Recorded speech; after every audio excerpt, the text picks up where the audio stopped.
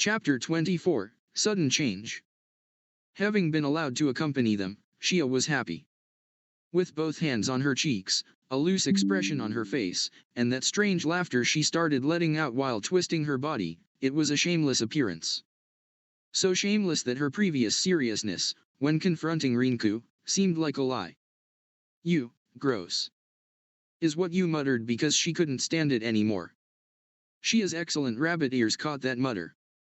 "Shia, who is gross? Why would you call me gross? It's just that I was so happy that it can't be helped. After all, isn't this my first time seeing Ryuma's dear side? Didn't you also see it?" His previous expression. Suddenly my chest became tight. With this, the time when he becomes hopelessly in love with me isn't that far off. Shia was elated and became more caught up in it. Having seen that, Shia, Rinku, Ryuma, and you muttered together in disgust. Ryuma, dumb bunny. Rinku, useless rabbit. You, annoying rabbit. Shia, wwa-. What's with that, calling me those names? Please call me by my name already, we are travel companions. Don't tell me, it's not like you're unwilling to call me by name from the very beginning, right? Right? The area grew silent. Shia, why did you become silent? Wait, please don't look away. Come on, it's Shia, Shie. Repeat after me, Shie. Ryuma, dumb bunny. While Shia desperately tried to make them call her by name, Rinku and you only narrowed their eyes and started to discuss their future plans. Then Shia clung to Ryuma with teary eyes and said, "Shia, don't ignore me, I don't want to be left out."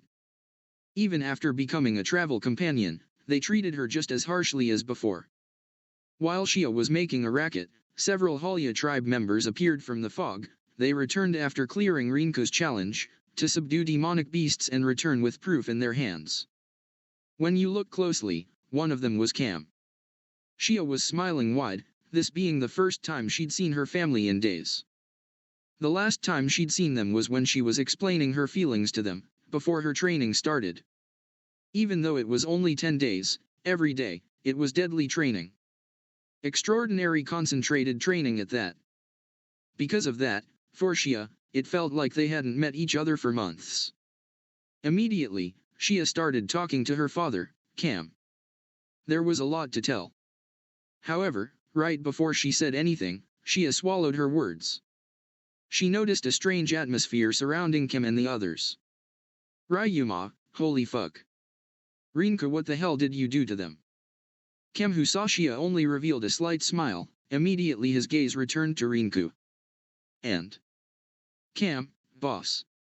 About the demonic beasts, have we hunted them on time? Ryuma, you even got them calling you boss, incredible. Because of her father's speech and behavior, Shia's puzzled voice could be heard. However, she was ignored while, rustling, Kim and the others pulled out claws of the demonic beasts that could be considered high-ranked in the sea of trees. Rinku, I said one was enough. The training graduation challenge by Rinku was to hunt a high-ranking demonic beast for each team. However, there were enough parts here for 10 demonic beasts. Against Rinku's question, Cam and the others answered with fearless smiles. Cam, yes, that's what you've ordered, right? While we were doing that, its companions came out. Because they impudently turned their killing intent towards us, we just politely welcomed it. Right? Everyone? There was a parade of disturbing remarks. All of them, there was no trace of their original peaceful and gentle rabbit man tribe demeanor.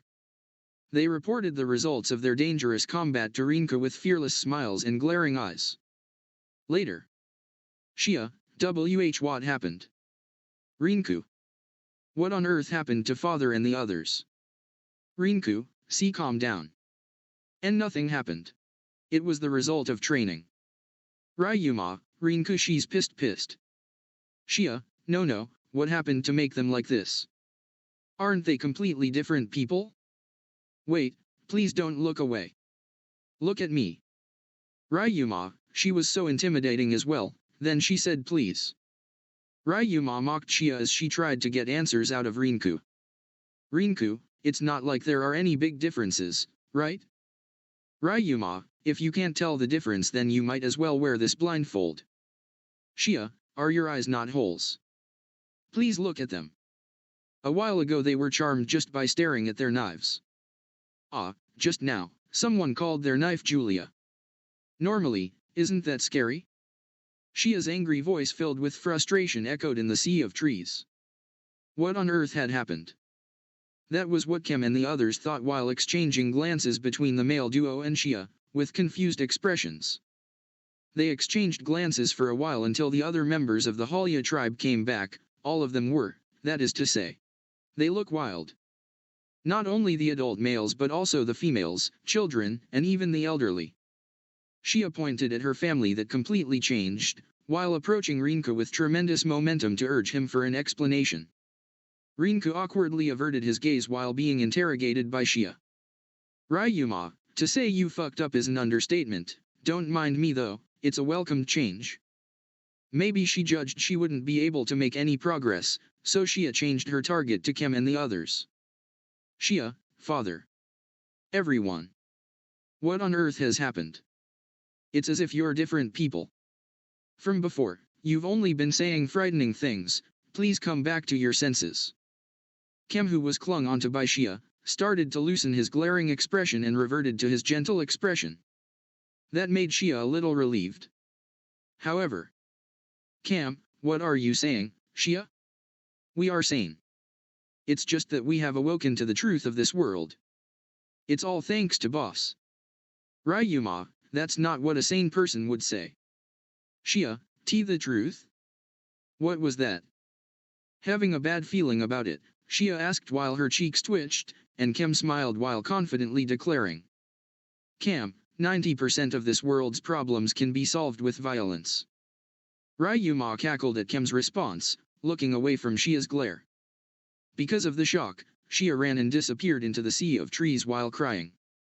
However, before she got into the fog, a small shadow immediately appeared before her and she fell on her butt while letting out a miserable voice. That small shadow was able to keep its balance without falling, then it stretched out its hand towards Shia. Shia, thank you very much. Well, think nothing of it, big sis Shia. It was the natural thing for a man. Shia, big sis? What appeared from the fog was a boy from the Halya tribe that could still be called a child. On his shoulder was a big crossbow while 2 knives and a slingshot-like weapon were attached to his waist. It was a boy who often displays a nihilistic smile. Shia, who was never called Big Sis until now, looked up. In front of her was the boy that usually called her Big Sis Shia, so she was puzzled by it. With Shia staring at him with a skeptical gaze, the boy Pitpat walked up in front of Rinka, then he gloriously saluted him whilst Ryuma finally let out a loud obnoxious laugh at the scene in front of him. He couldn't believe the complete 180-degree turn the Rabbit Man tribe took. Boss. I am sorry to come back empty-handed. There is something that I must report. Permission to speak. Rinku, what is it? At the boy's veteran soldier-like atmosphere, even though it's too late, Rinka thought Shia was right, and that it was a little too much. And then he stuttered a little. The boy continued his report without a care. Affirmative. Problem found while pursuing demonic beasts, I discovered a group of fully armed bearman tribes. The place was on the route to the Great Tree. Perhaps they thought they were going to ambush us. Rinku, they've come as expected. Although I thought they'd come immediately. I see, they wanted to crush us in front of our goal, huh? It was a somewhat good demeanor. Then. Affirmative. If it's okay, how about leaving those guys to us, Halya? Rinku, WLL. How about it, Cam? Do you have anything to say? Having heard that, Cam was shaken, and since it was something he wished for, he began to grin with a fearless smile, then nodded. Cam, by all means, leave it to us. Our power, we wanted to know, how far our power has come, compared to them. Wati, it's not like we will show anything disgraceful. Having heard their chief's words, the surrounding Halya tribe, all of them, showed belligerent expressions. The number of people who called their weapons by name with increasing admiration could be felt. Shia's expression was dyed with despair. Rinku. Can you do it? Affirmative. The one who cheerfully answered Rinku's last confirmation was the boy. Rinku once again closed his eyes, then breathed deeply and opened his eyes wide. Rinku, hear me. Everyone from the Halya tribe. Every one of you brave and resolute warriors. Today, you're graduated from being shitty maggots. You are no longer the worthless existence to be weeded out. Crush unjustness with power, hold down those hostilities with wisdom. O strongest warriors! Teach those bears for inciting our resentment by bringing us to our current situation. Those guys are nothing but redundant stepping stones. They are only fodder. Build mountains with their corpses, and rivers with their blood, as proof. The proof of your rebirth. The proof to everyone in the sea of trees, to show that the Halya tribe is reborn. Ryuma, holy crap, that was so cliché. Sir, yes, sir. Under Rinku's command, the Halya tribe members' fierceness returned and they disappeared into the fog. The tribe which was once gentle, peaceful, and above all weak at fighting, where have they gone? That was the only thing she could say. Having seen her family completely change once more, while collapsing, Shia's vain cry echoed in the sea of trees. As expected, because she couldn't stand it anymore, Yu patted and stroked Shia's head to comfort her. Chapter 25, Great Tree's Secrets. Deep inside the fog, the quartet and their party advanced toward the great tree. They left the fighting to camp, while the other Halya members scattered into their surroundings, looking for enemies as part of their training. Because the fact that unpreparedness is one's greatest foe already is carved into their flesh, all members wore serious expressions. Most of all, the blue bruises on their bodies made it so it couldn't be helped. Shia, it's still tingling. Shia was whining while rubbing her butt. Since before, she looked at Ryuma with resentful eyes. Ryuma, I'm not gonna make your butt feel better for you. Shia, well, Rinku shouldn't have shot me. What sane person would shoot someone? Ryuma, that can also be said to you. You seriously thought about hitting him in the head and using another person as a shield to run away. That was not something a sane person would do. Near them, a man from the Halya tribe nodded his head. You, it was the result of education by you. You. I was the one that raised Shia. Rinku then spoke up. Rinku. I can't comment on that. Ryuma, might be for the better, seems like a lose-lose situation. While boasting that, you looked at Rinku as if she was saying praise me. Rinku was averting his gaze, making good use of let it through skill. After they advanced for 15 minutes while chatting harmoniously, their party finally arrived at the great tree. Rinku's first opinion when he looked at the great tree was, Rinku, the fuck is this? You also wore the slight expression of someone who had her expectations crumbling. The two of them were imagining it using the scale and a larger version of the trees in Fiabelga N. However, the real great tree was splendidly withered. Ryuma, global warming really hit this tree like a pesticide. Damn, it's disappointing. Its size was not that far off from their imagination. There is also the bizarre difference from the surrounding trees. While the surrounding trees had the ever-expanding green leaves, only the great tree was withered. The great tree was already withered even before the founding of Fiabelga N. However, it didn't rot. Ever the never-changing withered tree. With the surrounding fog's nature and the forever withered without rotting great tree, this place became a sacred place. Well, even with that said, although it could be called a tourist spot. Kim explained to them as they made inquiring faces. While hearing the explanation, Rinku looked around the great tree's roots. Just as Arifureta had said, there was a lithograph built. Rinku, this is just like Arcus doors. Ryuma, same crest as well. On the lithograph there were 7 system-like squares with 7 crests engraved on top of it.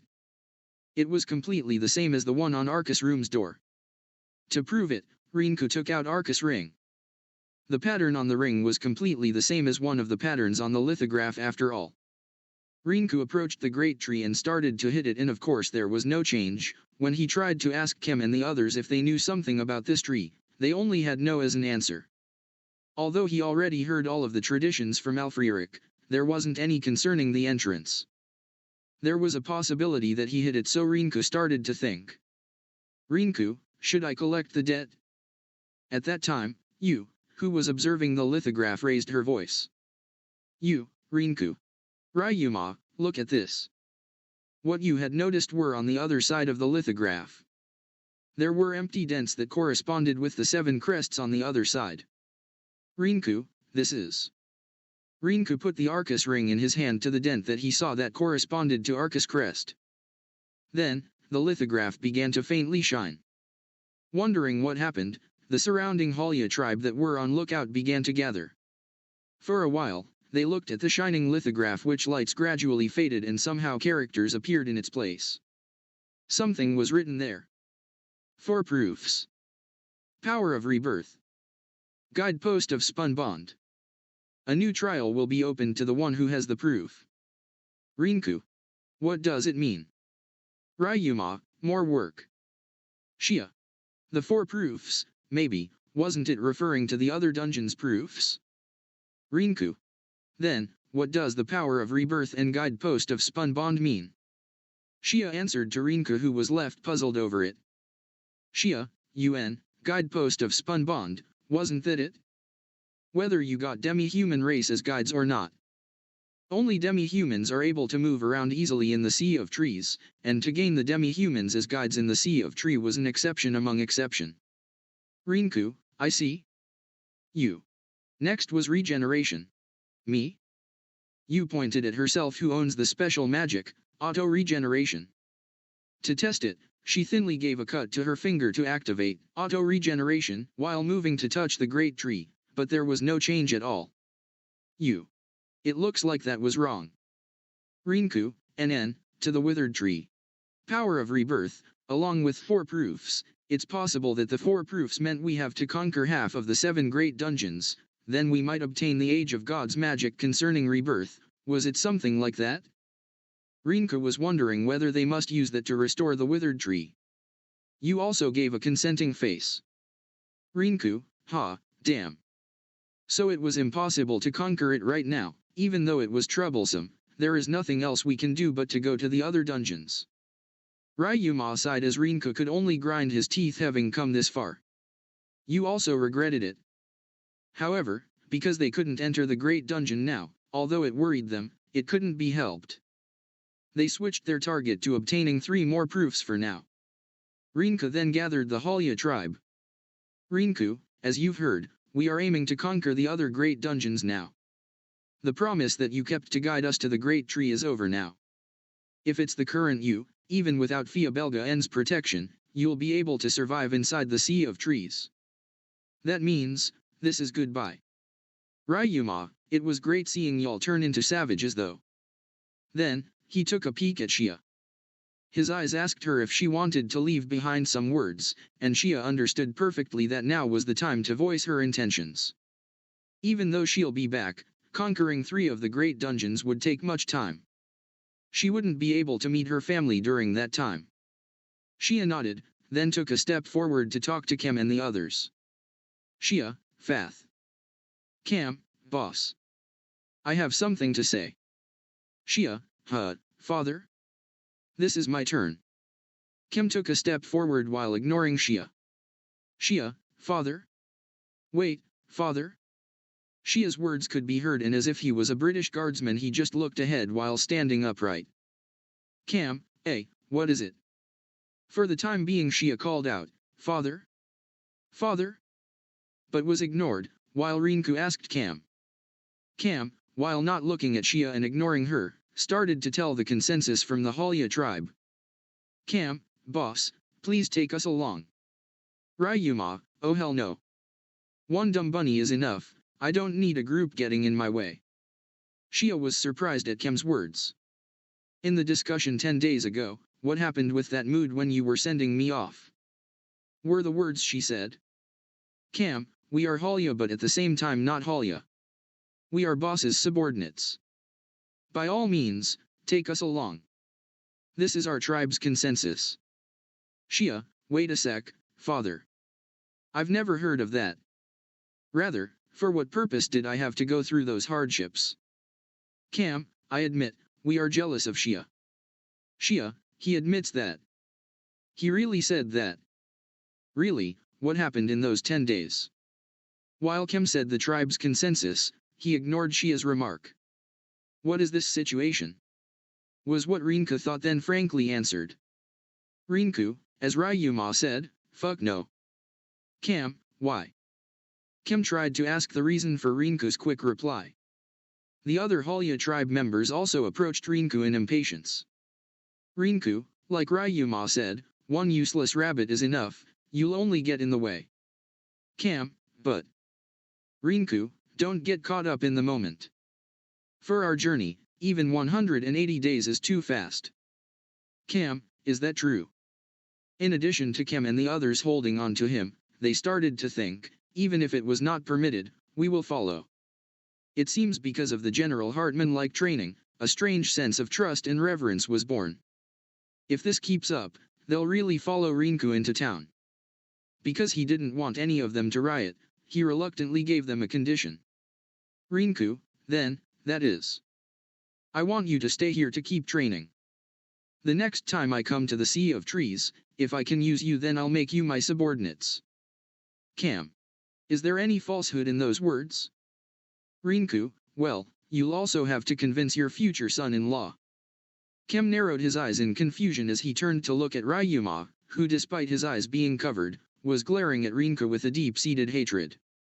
He then turned his gaze to Shia, who was blushing at Rinku's remark. He finally gave off a small chuckle. Kem, we accept your conditions, boss. The quartet were escorted by Kem and the others to the boundary of the Sea of Trees, and once again they got on the magic-driven two-wheeler and dashed into the plane whilst Ryuma flew on the back of his bird summoning. The order of seating was you, Rinku, then Shia. On his shoulder, Shia asked a question. Shia, hey Rinku. Now that I remember, I've never heard about it. Where was our next destination? Rinku, ah? I never said it. Shia, I never heard anything. You. Me and Ryuma already knew. To the elated you, Shia let out a groan in protest. Shia, I am your comrade now, so please tell me something like that. Communication is important. Rinku, sure. Our next destination is Raisin Grand Canyon. Shia, Raisin Grand Canyon? Having heard Rinku's words, Shia put on a questioning expression. Currently, the 7 great dungeons that are already confirmed, excluding Halton, a Sea of Trees, were Guryuan Great Desert's Volcanic Mountain and Shin Snowfield's Ice Cave. Because it was certainly there, doesn't that make it the best destination? Was what she thought. Maybe because he guessed her question, Rinku started to say his intent. Rinku, for now, I don't even know if there was a great dungeon in Raisin Grand Canyon. Shin Snowfield is in the demon's country, so it'd be troublesome. Although it's better to go to the big volcanic mountain for now, if we go while passing Raisin that spreads from east to west, we'll get there anyway. Maybe we'll find a dungeon along the way, right? Shia, to cross over the Raisin Grand Canyon. Instinctively, Shia's cheeks twitched. Raisin Grand Canyon was popular as an execution ground. Recently, it was also the place where her family was almost annihilated. To have thought of that place as a highway shook her mind. Ryuma, you're not scared, are ya, dumb bunny? Ryuma suddenly appeared next to them, still on his bird's back, who had decreased its speed to glide next to Rinku and the others. Ryuma, who knew Shia was a bit shaken, revealed an amazed expression. Ryuma, believe in your own power for once. For the current you, the demonic beasts inside the canyon aren't that different from the demonic beasts in the boundary. Didn't you know we can't use magic inside Raisin? For those of you who specialized in body strengthening, it's possible to move around without any hindrance. I mean, if you can't get the job done, you can always use Rinku as a human shield.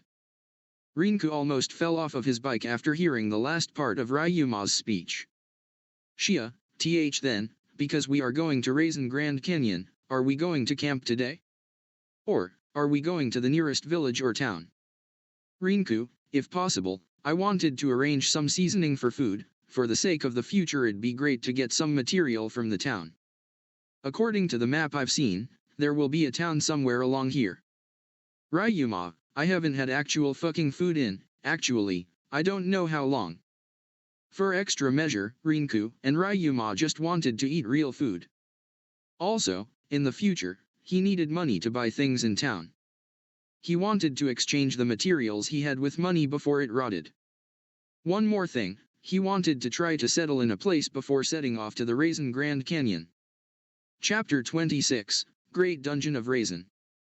The quarter of Rinku, Ryuma, Yu, and Shia got out from the town of Brook. Using the magic-driven two-wheeler as well as the giant bird summon, they passed through the entrance of Raisin Grand Canyon. Currently, after advancing further and camping along the way, they had already passed through the cave concealing the path to Arcus Great Dungeon. Furthermore, 2 days had passed since then. Inside Raisin Grand Canyon, the demonic beasts kept attacking them just as usual. Shia's sledgehammer, swung with immense force, smashed demonic beasts. It was literally a one-hit kill. The demonic beasts were crushed to death with a normal attack that far exceeded their defense. Even the mochi-pounding moon rabbit's destructive power paled in comparison to this. Yu closed in on the demonic beasts, then slaughtered them with magic that she instantly invoked with magical power from her equipment. Although Yu herself has enormous magical power, equipped with magical power stored inside the accessories called Magic Crystallization Stone series, it became even more enormous. Her attack could be compared to endless bombing. Even if magical power was disintegrated in the ravine, thus the time to invoke magic became longer and the distance became shorter, she invoked ultra-high temperature flames in no time and demonic beasts were killed while being carbonized without exception.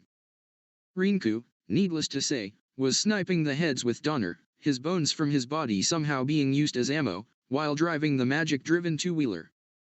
Although it was consuming his magic to use lightning-clad and driving the magic-driven two-wheeler at the same time, there is no sign of magic depletion. Ryuma, as expected, wasn't doing anything. Shia, Ryuma, come down here and help. Rinku, there's no point, if he doesn't feel like it, there's nothing we can do to convince him. The hell beasts that dominate the ravine were completely treated as small fish. The annihilation was treated as a side job while they searched for a sign of the Great Dungeon. The demonic beasts' corpses overflowed on their way. They moved while examining if there were caves. Even though they made thorough observations, not even one was found. Rinku could only inadvertently complain. Rinku, well, because no matter what happens we'll reach the big volcanic mountain, it's okay to not find it at all. There might be some clues in the big volcanic mountain after all. Shia, well, even if that's so. But, those demonic beasts made it gloomy. Shia, Yu also dislikes this place. While complaining and being disgusted by the demonic beasts that keep coming, they kept traveling for 3 days. There are no results today and the dark has already set in. The beautiful shine of the crescent moon could be seen if you looked up, therefore the quartet started to prepare their camp.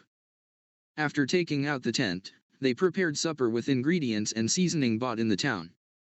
The tent and cooking utensils were artifacts Rinku had made. The tent was created using creation magic, with heating stone and cooling stone installed. It's always kept at a comfortable temperature. It's also equipped with a refrigerator and freezer made with cooling stone. Furthermore, the metal frame was imbued with sign interception from the mind-severing stone so that it wouldn't be found easily by enemies.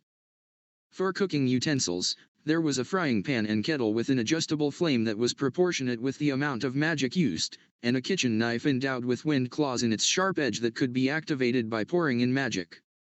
There was also a steam cleaner-like thing. They were Rinku's beloved children that helped provide the meals on their travels. Moreover, because it could only be used using direct magic manipulation, it could be said that there was a crime prevention system. Rinku, Age of Gods magic is truly a convenient one. Those were the words that Rinku said when he made the cooking utensil artifacts and the tent installed with a heating and cooling system. It's just like a useless technology, that wasn't that useless, that he uselessly refined. Ryuma, almost like it's a cheat skill or something. By the way, today's supper was kururu chicken simmered in tomato. Kururu chicken was a chicken that was capable of flying in the sky. Its meat's quality and taste was just like chicken, a popular type of chicken meat of this world. It was a dish where the meat was cut into bite-sized pieces and floured. After that it was sautéed, then boiled along with various vegetables in a tomato soup. It has the right flavor of butter and meat juice inside the meat. You could feel the tomato's sourness permeate in your nose when you smell it. When you put it into your mouth, the flavors will spread through. The meat will crumble inside your mouth, the potato that's completely soaked inside the tomato soup, while carrots and onions' sweetness transmitted to your tongue. To have bread melt and soften after dipping it inside the delicious soup truly made it more delicious. Supper was finished with full satisfaction. And while immersed in the lingering taste, the quartet chatted just like they always do.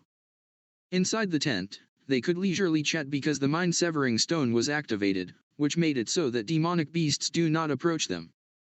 Although sometimes there were demonic beasts that came near, Rinku only needed to stick his hand out the window that was installed, and shoot it.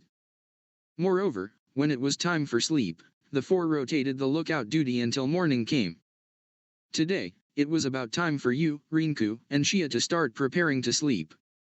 The first one to look out for was Ryuma. Because there were fluffy futons inside the tent, they could sleep comfortably despite it being a camp. Also, Shia went outside the tent before getting into the futon. To Ryuma, who was dubious of what happened, Shia said with a calm face.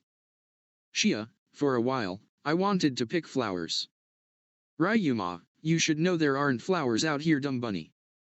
Shia, Ryuma. Ryuma's words that lacked delicacy destroyed Shia's calm face. She angrily stared at him. Ryuma, who obviously knew what those words meant, said. Ryuma, yeah, calm down.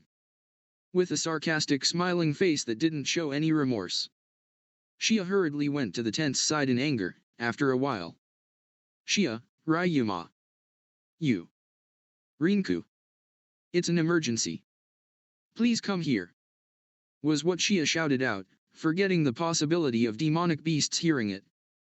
Wondering what happened, the trio, who came from the tent, looked at each other then dashed out at the same time.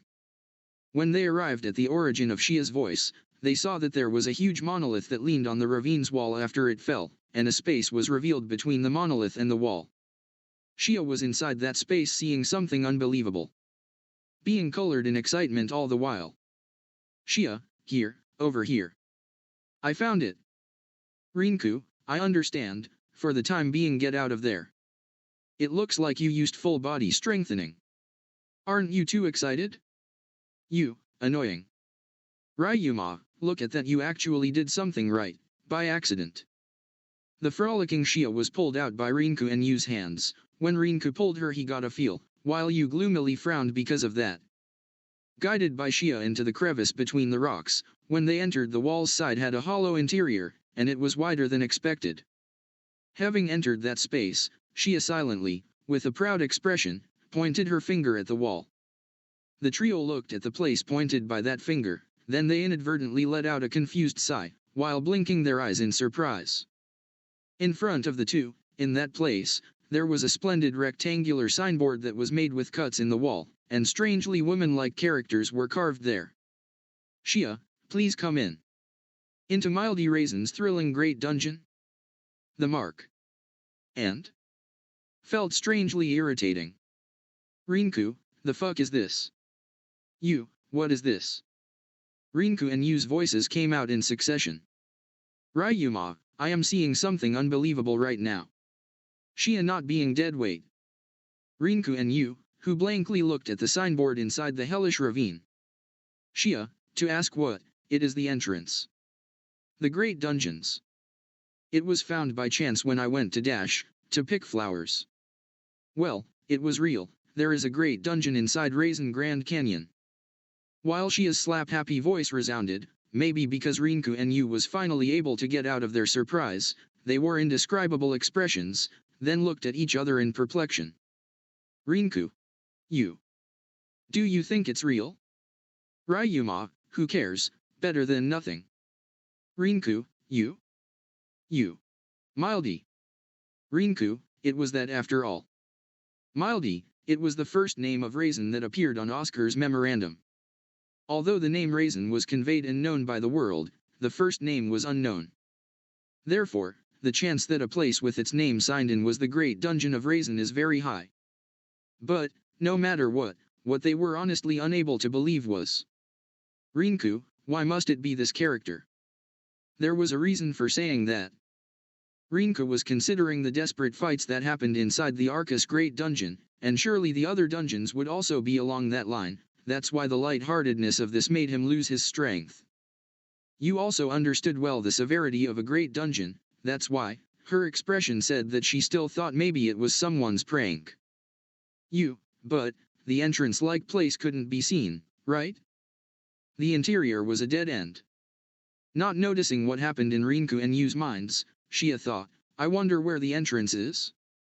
And was looking around the surrounding, then she hit the hollow part of the wall. Ryuma, oi, Xia. Don't. Gakonn. Rinku, don't carelessly move around. Those were the words Rinku was unable to finish when part of the wall that Xia touched suddenly rotated, and Xia disappeared to the other side of the wall. It was like a door mechanism inside a ninja's house. Ryuma, Emma break it. Rinku, no. The credibility of that signboard miraculously increased with the finding of the entrance of the Great Dungeon. The Great Dungeon of Raisin was here after all. Even though they had a mountain of complaints such as, is this really okay for a great dungeon? And, give me my seriousness from Arcus back, something like that after seeing that amusement-like invitation. Rinku and Yu, who saw Xia silently disappear behind the rotating door, once more, looked at each other, then let out sighs, and put their hands onto the rotating door just like Xia did before. Ryuma ignored them and smashed the entrance. Having activated the door, the trio were sent to the other side just like Xia. The inside was pitch black, and the door was rotated back to its former position. And, at that time, Hayu hayu hayu. Sounds of something coming flying at them resounded, while they couldn't see anything inside the darkness. Rinku immediately used night vision and discovered what they were. They were arrows. Countless arrows painted jet black so as to not reflect light, and they came flying to remove any intruders that entered. Ryuma lifted his blindfold and his open palm towards the arrows at Rinku's direction. Almighty push. The arrows were pushed back with a huge push of energy, keeping them safe as Ryuma put his blindfold back down. When counted, there were 20 arrows. Jet black arrows made of metal and didn't reflect any light scattered on the ground. When the last arrow was knocked down, silence returned. At the same time, the surrounding walls began to shine. The area the quartet were in was a room with a length of 10 meters in every direction, and straight ahead, a passage into the interior appeared. In addition, there was a lithograph inside the room with words with the same characters as the signboard carved on it. Did you get scared? Hey, did this scare you? Then you're a kid, Naya Naya. Or, were you injured? Or did someone die? Beaufu. Ryuma, I can't tell if they're threatening us or not. Also, are they quoting their laughter? Rinku and Yu couldn't think of anything but one thing. That was, how annoying.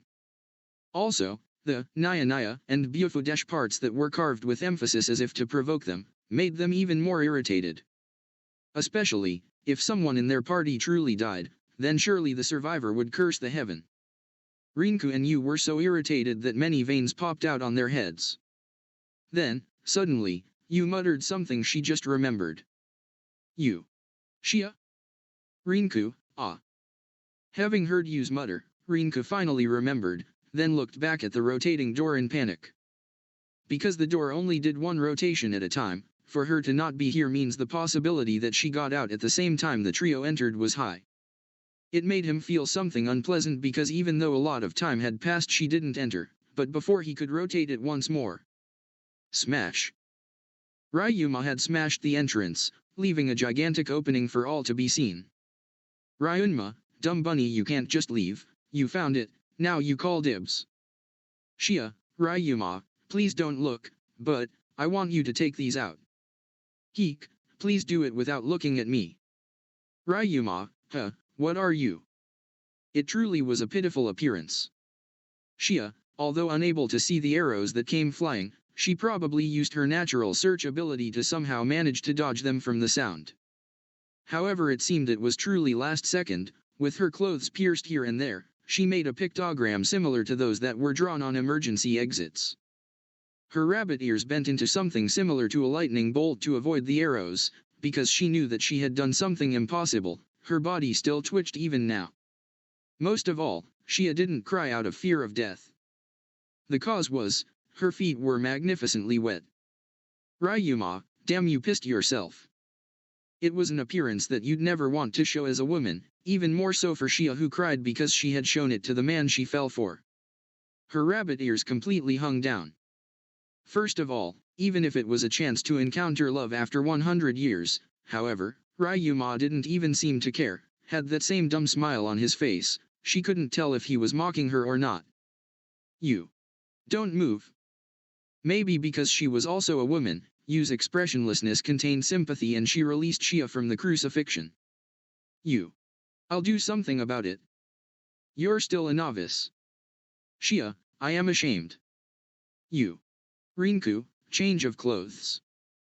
Rinku, here. Shia's change of clothes were pulled out from the treasure box, then she did a quick change while blushing. Finally, Shia's preparations are finished, it's time to conquer the dungeon. Was the enthusiastic shout that she let out, only to notice the lithograph. She looked down and her hair concealed her expression. Shia was silent for a while, then she slowly took out Doryukin, and struck the lithograph with all of her might. Ryuma, now that's how you handle things.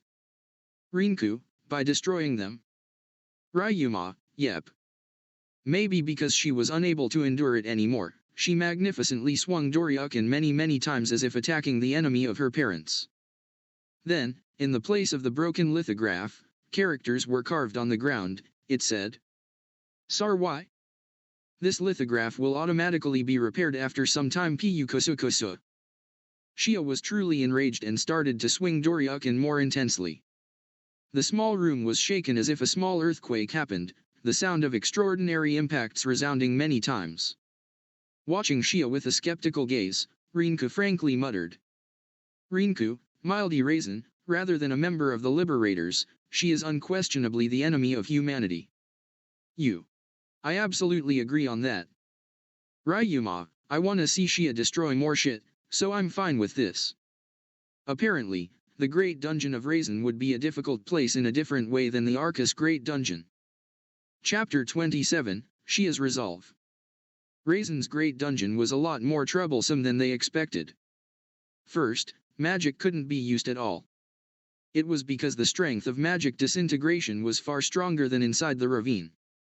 For Yu and Ryuma, who specialized in magic, this place puts a heavy burden on them both. Yu was unable to use high-ranked magic and her magic's range of the magic she could use were shortened to their limits here. The farthest she could use them was only 5 meters. Somehow, the current level of magic she used was enough for combat. However, right now she was incapable of using magic strong enough to deliver a one-hit kill. Ryuma couldn't use anything in his arsenal, rather that be his sorcerer magic or his Rinnegan abilities. Thankfully he was capable of hand-to-hand combat, otherwise he might have had an excuse to do nothing the entire time. In addition, although the amount of magic stored inside the magic crystallization series didn't decrease much, it couldn't be used. The consumption rate was too severe after all. Yu was only able to use middle-ranked magic because she was a genius. Most people would be unable to do anything. Even Rinku was greatly affected by it. Special magic that worked by emitting magic outside of the body such as aerodynamic and wind claw couldn't be used, even the output of lightning clad is greatly decreased. Donnerschlag's power also fell below half of the usual, while Schligen's maximum power was at the usual level of Donnerschlag. Therefore, body strengthening became the most important magic in this great dungeon. In the party, Shia had somehow become the main star in this stage and Ryuma was ready to crack jokes at everyone's expense. So, as the reliable rabbit ears of the party. Shia, I'll do it, absolutely, when I reach the dwelling I'll mess it up so much it'll be as if a storm had gone through. Ryuma, we all trust in your lack of ability to do so, dumb bunny, as the strongest one here temporarily, give em hell. With Doryukin on her shoulder, she examined her surroundings as if she was trying to find her prey. Her anger was obvious. It was a deep anger. Even Ryuma's mocking joke didn't even seem to bother her. The cause was, you could imagine it came from Mildy Raisin's mischievousness. Because they understood Shia's feelings well, the trio couldn't say anything about it outside of Ryuma's jokes. It was because if there was someone who was seriously agitated, by her side there would be someone calm in reverse of her. It was the current psychological state of the trio. Currently, while the party continued their advance, they encountered various traps and annoying carved words. That's why, with Shia who was truly enraged by it, Rinku and Yu also felt irritated. Ryuma was actually the only one who took everything in stride. Finally, that strange laughter came from Shia's side, and Rinku recalled the extremely malicious things they encountered to get here. After Shia destroyed the annoying lithograph, the party continued their advance into the passage, and came into a certain vast space. Inside, there were staircases and passages. The passageway that continued from the entrance was a mess without any regularity. It was as if this place was made by casually combining Lego blocks. The staircase from the first floor was connected to a passage on the third floor, and the passage on the third floor gradually became a slope that connected to the first floor's passageway. While the staircase that was erected on the second floor was connected to nothing but a wall, it was truly a mess. Rinku, once again, in a way it was truly a dungeon-like place. It is confusing. Shia, fun, as expected of a dungeon made by a rotten person. This mess is an expression of her mind's contents. Because we understand what you feel, it's about time for you to calm down. Ryuma, no, let her keep going, this is fun to watch. Shia was enraged even now. Rinku, half sympathized and half amazed, said, well then, how should we advance now, while thinking about it? Rinku. Even if you think about it, there's no other method. Ryuma, well. Without destroying the place. Rinku, well, you're right. For now, let's advance while marking and mapping the way. Rinku nodded at Yu's words. Mapping was the basic thing for exploring a dungeon. However, Rinku unconsciously frowned when he thought how troublesome it'd be to accurately map out a complex dungeon like this. Also, what Rinku meant by marking was using a special magic called tracking. This special magic operated by leaving a mark made of magical power on the places that he touched. When the mark was used on living things, Rinku was able to track where they moved, even able to teleport next to them if he felt like it. In this place, Rinku put his mark on the wall. Because the mark could be made visible, Shia, and Ryuma were able to understand it. Maybe because the magic power was applied directly, the disintegration didn't seem to take effect. Rinku immediately put a mark on the side of the passageway on the nearest place to the entrance and continued to advance. The passageway was 2 meters wide, and made from countless blocks that looked like bricks. Because the walls emitted a faint light, there was no problem with their vision. Maybe it was made of a different material from the green light stone because it gave off bluish lights. When Rinku tried to see it using mineral appraisal, he found that it was called phosphorus ore. Apparently it gave off light when it came in contact with air. The first room didn't give off light probably because it was the first room. Suddenly. GAKONN. The sound came out of one of the blocks that Rinku stepped on. That block sunk into the floor due to his weight. The party instinctively let out, and looked at their feet. At that moment. The sound of gliding blades resounded, and in the space between blocks on the wall, giant saw-toothed blades came out rotated in high speed while vibrating. The blades approached them with the height of the neck from the right, the one from the left wall at the height of the waist. Rinku, move.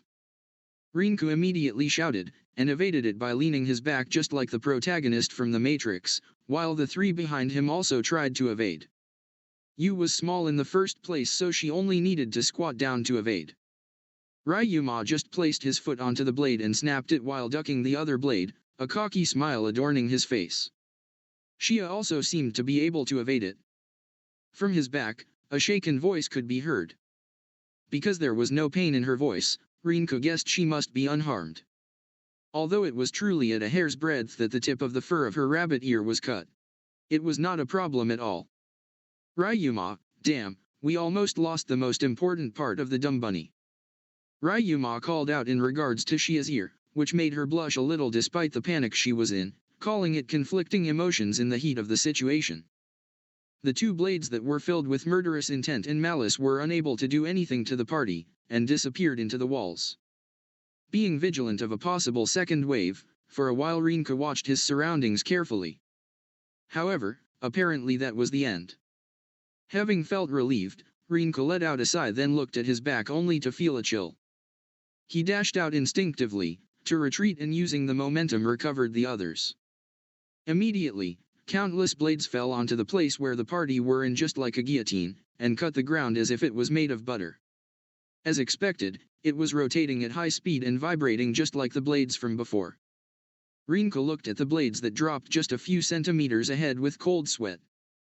Yu and Xia also stiffened because of it. Ryuma, damn, we were almost turned into chopped liver. Rinku. It was a completely physical trap. I couldn't sense it with my magic eye. Xia, Ryuma, do you seriously need to make jokes right now? We almost died.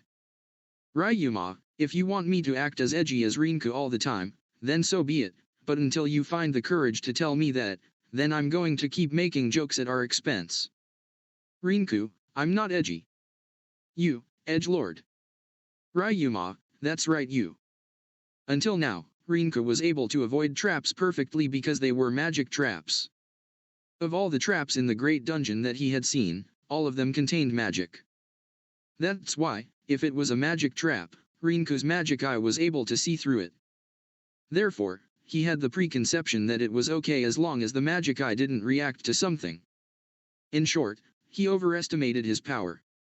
Xia, man. I thought I was dead. Rinku, Ryuma, couldn't y'all have just snapped the blades? I saw Ryuma do it earlier. Rinku, well, don't you think those blades were sharp? Even if it won't be able to cut it, there might be scratches. After all, I can't use Vajra now.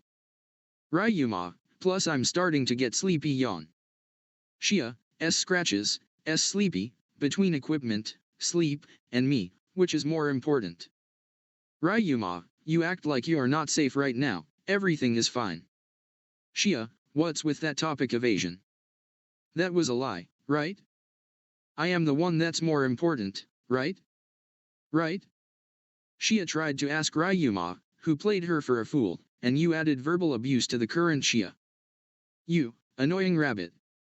You're dying because of your own inexperience. Xia, please take that back, you. No matter what, that was a disgrace for me. Having entered this dungeon, although she almost died twice in short succession, Xia was unexpectedly energetic. As expected, Xia's forte was taking hits. Even though the person herself won't admit it. It was as Xia complained, there were other choices to evade the surprise attack. After all, Rinku and Ryuma both should be able to stop those blades from a while ago with Rinku's artificial arm and Ryuma's strength. Rinku's coat's also made from the leather of a demonic beast that boasted defense, and there were protectors underneath to guard the vital points. That's right, he wouldn't have died from something like that. However, the trap just now was nothing but overkill if it was against normal humans. If it were a normal protector, it'd be easily cut in two. After all, if you didn't have the equipment that Rinku made from the materials that he'd gotten from the abyss, there was no other way to survive than to avoid it. Rinku, well, there is no problem if it was that much. Ryuma, tell me about it. While watching you and Xia's quarrel with skeptical eyes, Rinku told that to himself. No matter how powerful, if it was just physical traps, then it wouldn't be able to kill Rinku. You also had her auto-regeneration. She wouldn't die over a trap. Ryuma is either too stupid or stubborn to die like that. In other words, Xia was the only one in danger. Even though he didn't know if Xia had noticed that, it was probably because Xia's stress level had reached the heavens. Xia, boys? What's with that pitying expression? Ryuma then stood up and stretched. Ryuma, dumb bunny, live a strong life for me, would ya? Xia, What are you suddenly saying? Although I could felt something very unpleasant from it. The party advanced while being wary of traps. Even now, they hadn't seen even one demonic beast. Although they considered the possibility that this dungeon didn't have demonic beasts in it, that was just optimism. It wouldn't be strange if they suddenly appeared, because that's also a form of a trap. The party reached an open space after exiting the passageway. The roads were split into 3 inside the room. For now, Rinku put down the mark, then the party chose the leftmost passage that led to a staircase that went down. Shia, somehow I got a bad feeling about this. Look, my rabbit ears restlessly moved from left to right. Having advanced a few steps on the stairs, suddenly, Shia blurted that out. Just as she said, Shia's rabbit ears stood upright, then began to move left and right. Ryuma, cake pan. Gakonn. Somehow, a random cake pan had hit Shia in the back of the head, which only irritated her to no end. Then, another unpleasant sound resounded, and suddenly the stairs steps disappeared. It was a considerably inclined staircase, and with the disappearance of the steps it became a slope.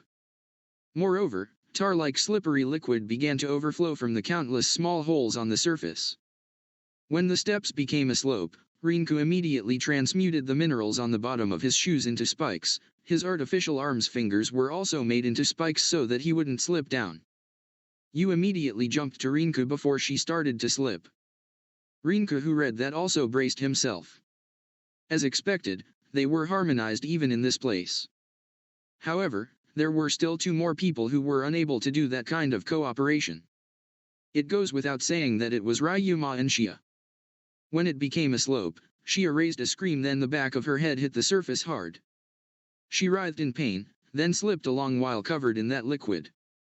In that state, with her legs opened in AM character, she collided with Ryuma's face. Shia was on top of Ryuma in a reversed position. Ryuma didn't seem bothered by it, however, despite the very faint hint of irritation in his voice. Ryuma, dumb bunny, please move. Shia, I am sorry, but to move dash. While slipping, their speed became faster. Rinku desperately tried to stab the spikes on his artificial arm and shoes on the ground, but they were too fast, so it didn't go well. Then, he tried to transmute the staircase, but with the strong disintegration inside the dungeon, it also didn't turn out well. Shia, while struggling, was somehow able to get up off of Ryuma. Now, it was as if she was riding him.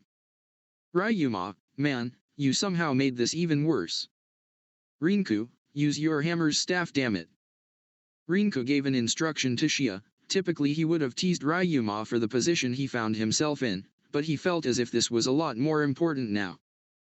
The sledgehammer Doryukin that Shia carried had a few gimmicks prepared inside. One of them was to form mistake on the head part of the hammer. It was a mechanism to raise the penetrative power by focusing on one spot. If that was stabbed on the surface, they should be able to stop. Shia, why yes, leave it to me. Rinku. The road. Shia tried to remove Doryukin from its fastening/holding device on her back. Then, Shia, who looked forward, immediately raised an uneasy voice. Ryuma, dumb bunny, dropped it. Rinku, you. Rinku immediately called out Yu's name. Even with only that, Yu was able to read his intentions. Ryuma, dumb bunny, hold on tight.